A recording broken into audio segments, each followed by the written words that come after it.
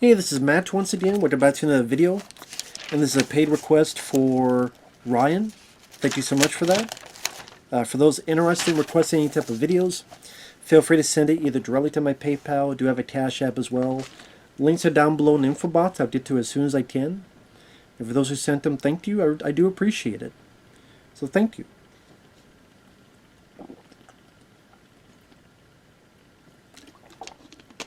So it's a very it's a very merry Muppet Christmas movie. I don't know why that was a tongue twister for me. Which is a made-for-TV, I think it was on NBC back in 2002. And of course, as it says, a Muppet movie. And I would say like half the movie is pretty much the Muppets are trying to get this show done on Christmas. And then you have this bitch played by Joan Cusack who says, I need the money by tonight or I'm going to close this theater down. Because her husband owned it, but he died, so she owns it, but she just wants the money and she don't care because she's the villain. And then the other half becomes kind of, it's a take on It's a Wonderful Life. Where Kermit is depressed. He feels he let everyone down. He feels like it would have been better if he wasn't born. And then someone grants him that, like, It's a Wonderful Life. And then he realizes, well, wait a minute. Things are way worse for these guys. No, I want to be born. I want to be back. So it goes through that.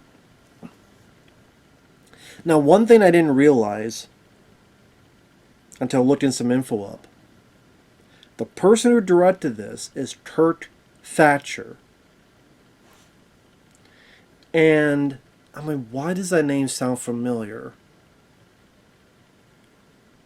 Now, he's worked on technical stuff, effect stuff. I think he worked with ILM.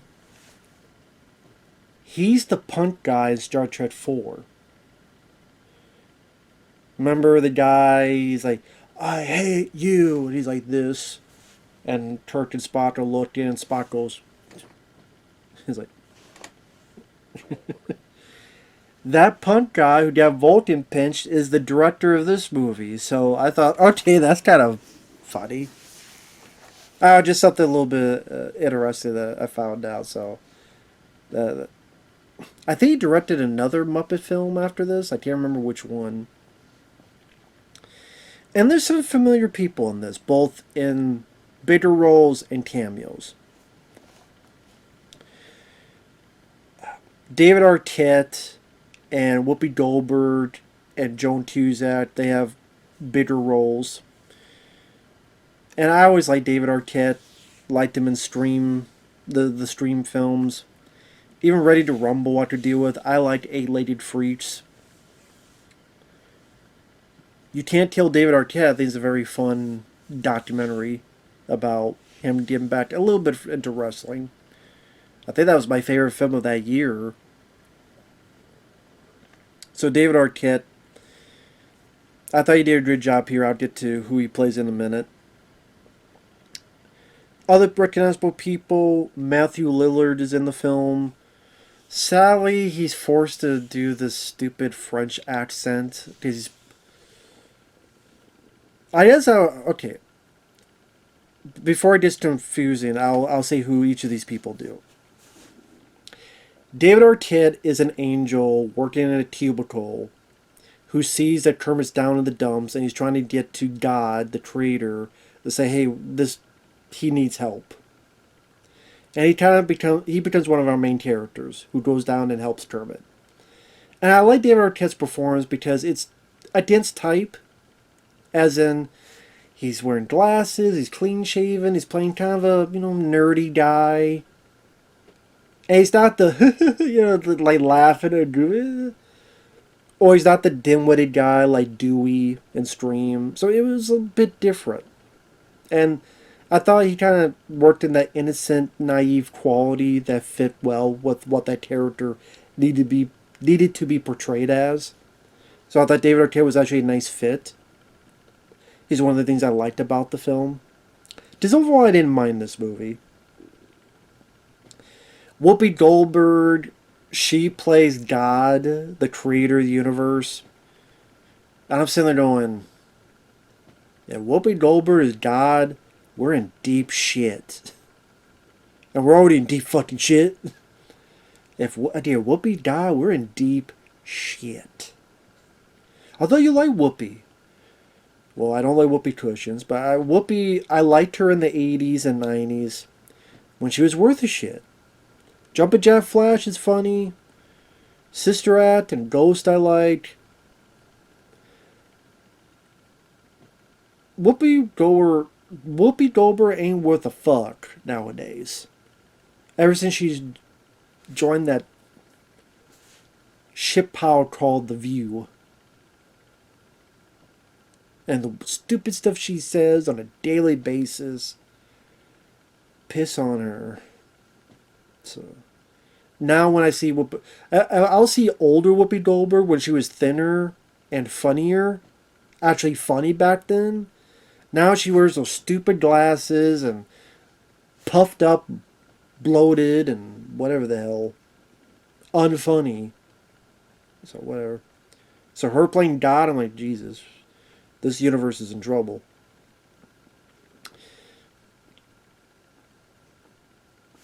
William H. Macy, good actor from Fargo and Boogie Nights, and I mean, he doesn't have a whole lot to do though. Sally, he's in it for like a minute. He plays David Arquette's boss, who says no, you can't see the head boss, but David Arquette goes anyway, and well, his career's over. Obviously not. And then you never see William H. Macy again. So, and he's only in it for a minute and a half or so, which is too bad. Joan Cusack is your main villain, which I liked her. She was in Addams Family Values, Grosse Point Blank, among other movies. Matthew Lillard, they're getting ready for the Christmas show at the Muppet Theater, but they're trying to figure out what ideas to have.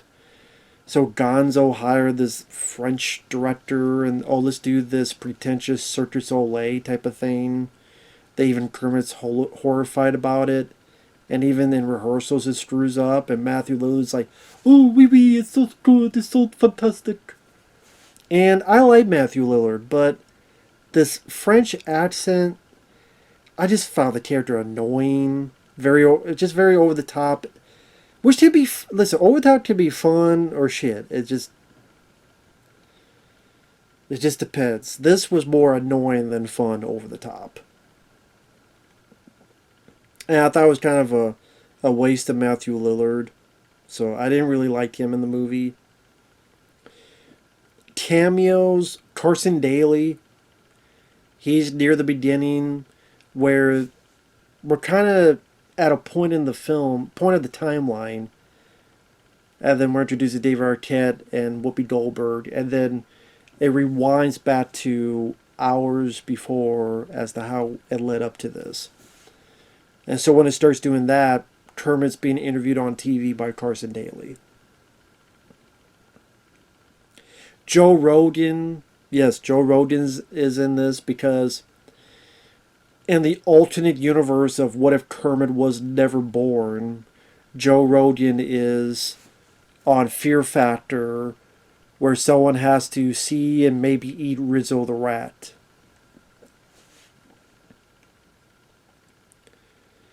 Another person, the voice of Mel Brooks, director of Spaceballs, Blazing Saddles. He voices the snowman that looks like the snowman who would introduce like Rudolph the Red-Nosed Reindeer I just Frosty the Snowman, really. What am I talking about? But I just kept thinking of Rankin and Bass. I mean, he looks like the snowman from Rankin and Bass with the hat and the like mustache, and I thought, okay, I like the way they did that practically. I think that suit looks better than what they did in that fucking Jack Frost movie with Michael Keaton. Which, hell, that was pretty much all CGI. And it looked better in this. In a made-for-TV movie. Which they did it all for real. With suits. Puppetry. And I thought that looked really cool. Obviously, even at this point, you could hear the age in Mel Brooks' voice, but it was nice to hear him in there. He appears a couple times, so that was a nice high point for me. I like the design. I like the way they made the snowman look.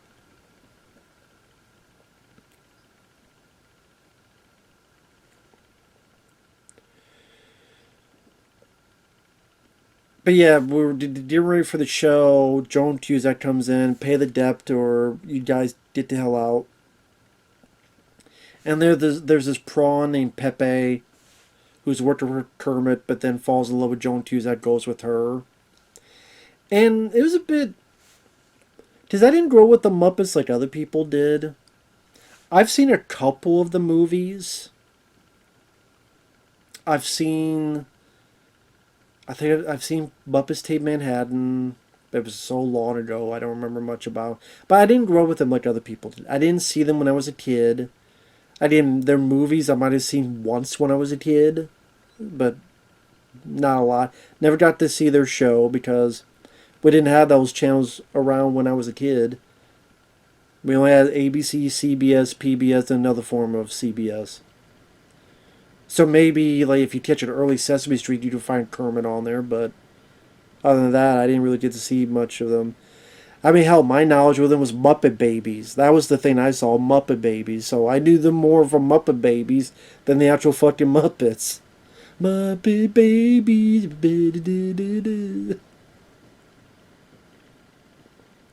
Which I'm surprised that show has never gotten like a DVD Blu-ray release. Because I know that was a show a lot of people liked back in the day. I don't know. But I just never noticed like they did have some kind of adult jokes in here. Like Pepe at one point is like the idea he's kissing Joan Cusack's feet, kissing her toes. Like what are you, Quentin Tarantino? And then another thing where like he sits in her chair and pretends like she really wants Pepe. Oh, I want you so bad. Yeah, you do, baby. I'm like, what the fuck? You don't fuck on camera too? Pretty much Pepe finds out that Joan's changing the contract. It was supposed to be paid by midnight, but now it's going to be paid by 6. So he goes down there to try to warn Kermit. Another weird moment is there's these, for rehearsals, this pig has these dancers. And he's like the dance choreographer telling them how to do their thing. So Kermit goes by. The pig looks at him, slaps his ass, and goes, "Love that tushy." And I went, okay, there's nothing wrong with being gay, but it's like, okay, so is this pig gay for Kermit? Well, he loves slapping men's ass and saying, I love that ass. Oh, I'm sorry, tushy. I'm like, isn't that sexual harassment, by the way? Hey, dude. Isn't that kind of a weird thing to teach kids? If someone goes by, love that tushy.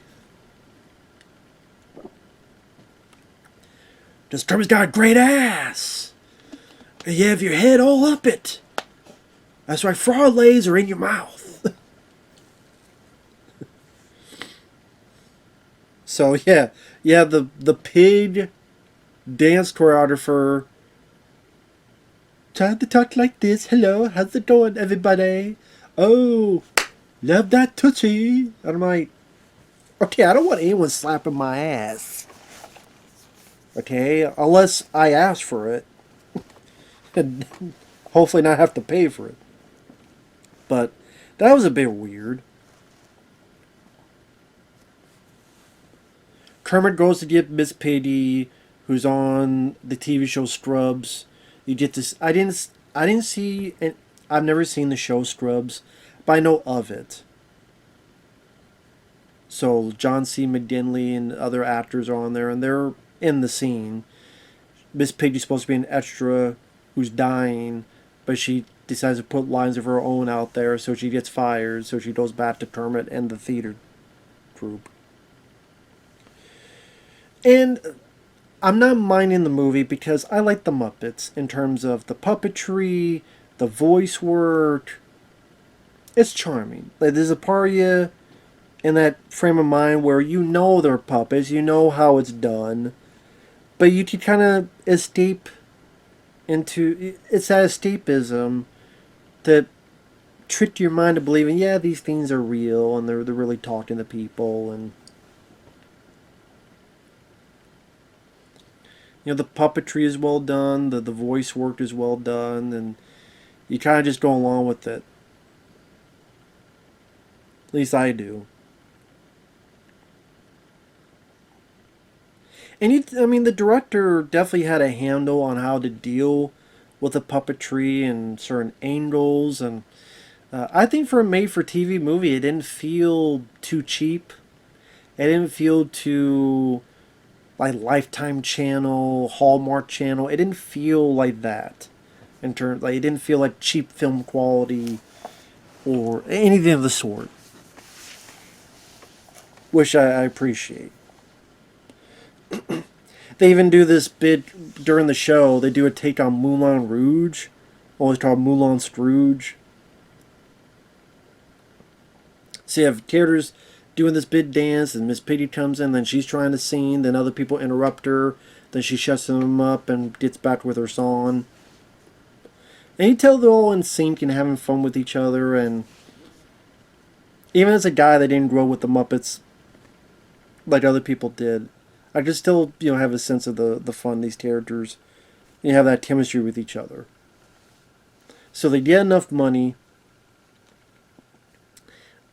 and Kermit makes the big mistake to trust it with Fozzie, and not that shitty band Chris Jericho has. And this, I would say, was my least favorite part of the movie, because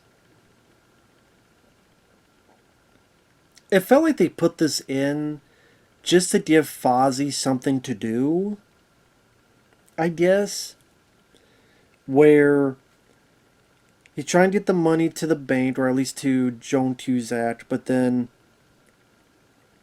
there's this guy who's trying to be a wannabe Steve Irwin, which, for those who don't know, the crocodile hunter that Sally got killed when that stingray whipped his tail and pierced his heart.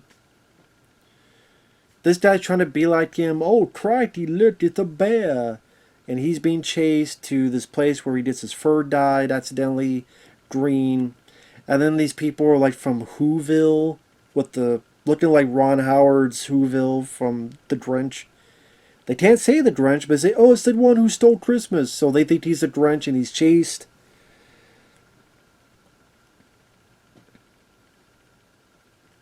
And then there's this weird scene where he's trying to get into the building and there's an Asian guy at the desk. And he's trying to talk to him, but the guy, he's so Asian he can't understand what Fozzie is saying. So Fozzie goes, I have a bag of money. Oh, you want to do laundry? And I went, okay, this is a bit much for 2002. Like,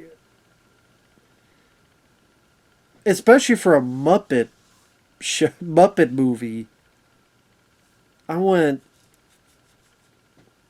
that's a bit fucking weird. Like, this is a joke that would try to fly maybe 1975. Like, what the fuck? That I thought was really fucking weird. And I'm like, oh, you see, he's Asian because he thought money. He thought laundry was what he said, not money. And this goes on for like another minute or so. And I went, what the fuck is this?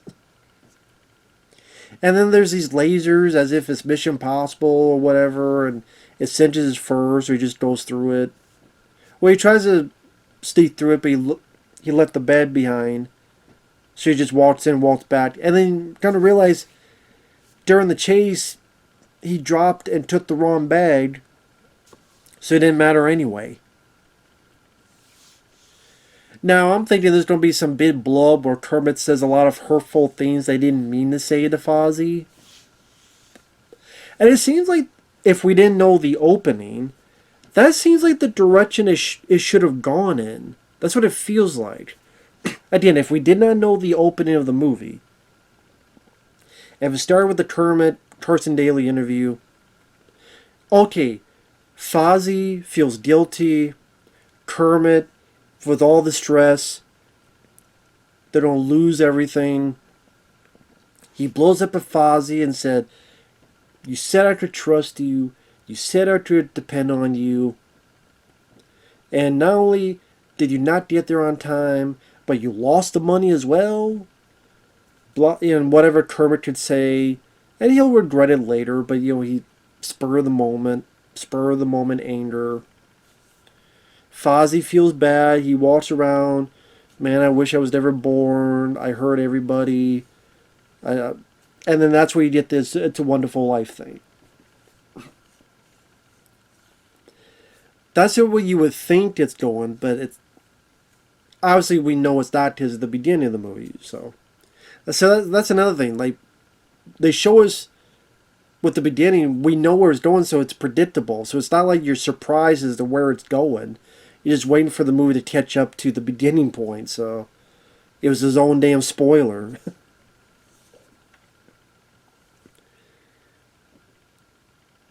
So instead, Fozzie's apologetic. Kermit doesn't know what to do. He tells everyone, "I guess that's done. Nothing we could do." Leaves, sits on the bench. That's where David Arquette saw him, felt bad, went to Whoopi. Sends Arquette down to help out. Kermit keeps saying, "I wish I was never born. I wish I was never born. I wish I was never born." Because he feels like he ruined everybody's life.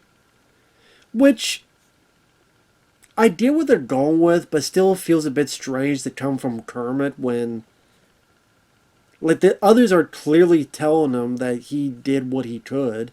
And the fact that really it's Joan Cusack's fault, but people would be more pissed at Fozzie for losing the money and not getting there in time. So they'd be more pissed at Fozzie, not at Kermit. So again, it feels like a story that would work with Fozzie, but now we got forced into Kermit because we already set that up, and so it just didn't feel as natural as it could have. I don't know if that makes sense. But Arquette grants him his wish, and this is where the TV limitations kind of showcase, because all of Kermit's alternate universe of, okay, this is what would have happened if I wasn't born. It's really 2 locations. It's inside this mall, or whatever it's been turned in. Well, that's not true. It's 3. To be fair, it's 3. It's the theater's been turned to this building where Gonzo is baiting for attention. Rizzo is on Fear Factor, maybe Dunedin. Then he goes to a club, and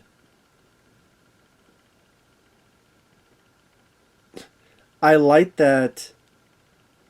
Oh, those are pretty funny. What's that? The smart one, the smart Brainiac Muppet, and then it has that guy Beaker with him. So the smart guy is at the front door of the club. You can't get in. But the thing that made me laugh is when Kermit is thrown out, it's Beaker looking like a steroid bouncer. So I like the design of Beaker with like a deeper voice, boo, boo, boo, with his bustabow bouncer body throwing Kermit. I thought that was a fun design. I thought that was a fun bit. That's what I remember the most from the alternate stuff. And then he goes to see Miss Piggy, who lives in this apartment with a bunch of cats, and talks with her for a bit. She's like, "Man, I had dreams of being a star, but I guess those were silly. Just dreams." Then she gets pissed, throws Kermit out, and then cries. And Kermit's like, "Okay, I need to go back. I need to go back. Does so. Has a nice little hug with between Kermit and Arquette.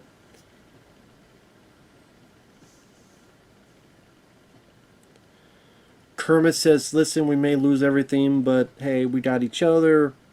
Everything's fine. He even kisses Piggy. Joan Tuzet comes in.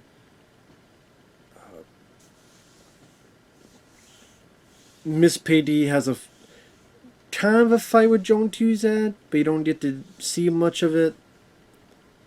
Then the prawn Pepe comes in and says, I talked to someone and now this is a historical landmark. So everything's okay. Everything's over and it's all fine.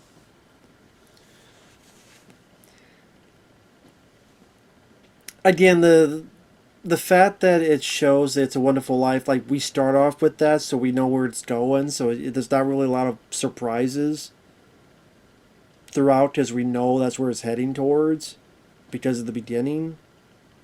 And we're just waiting for the film to catch up. The whole Fozzie with the wannabe Steve Irwin, I don't think that stuff needed to be in there. Or if you did, like, you don't need, I don't know, make it funnier. I don't know, just... I think it was pointless because it's not like Fozzie really gets any repercussions or it's just, it was all pointless.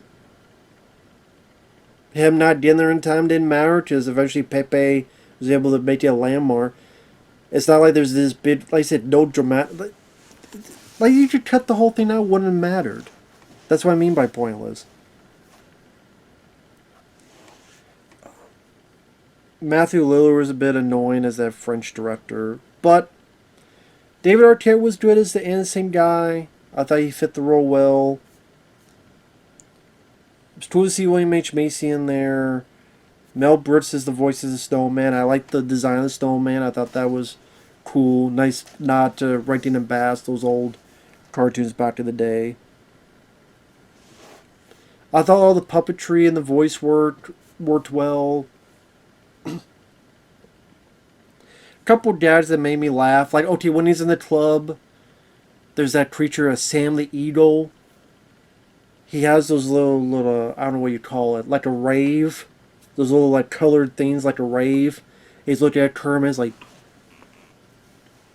He's just doing this without saying anything and walks away. That did kind of make me laugh, that gag. The Moulin Scrooge setup was kind of funny.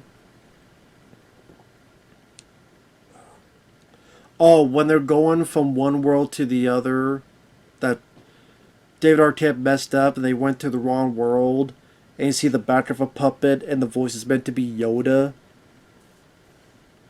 Now, sadly, I don't think it's Frank Oz. He wasn't involved.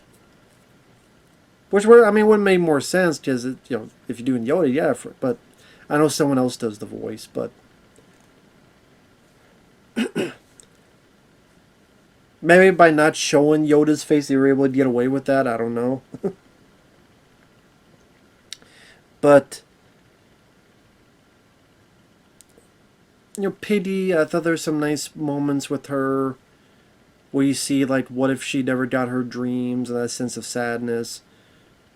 Her being so excited that Kermit kissed her and she's so in love with Kermit. That was a bit touching. Again, for a TV movie, I thought, you know, the way it's directed, the way it looked wasn't too bad, wasn't too shabby. I thought it fit well enough. It's a short film, it's only an hour and 20-some minutes, so it's not over long. Aside from the little nitpicks here and there that I had with it that I've already said, I'd just be repeating myself, I didn't mind it for what it was. That was okay. So with that said, thanks for watching. Take care. And we will see you guys down the road. Bye-bye for now.